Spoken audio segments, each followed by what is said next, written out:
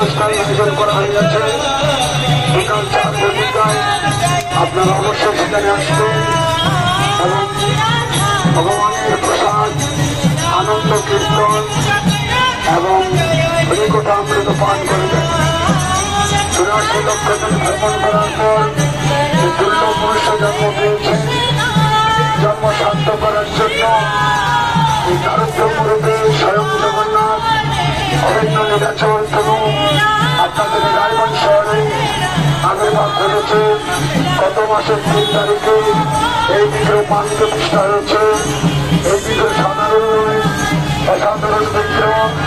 ভগবান এই বিগ্রহের নজর যার উপরে পড়বে তার সমস্ত রকমের মঙ্গল হয়ে যাবে।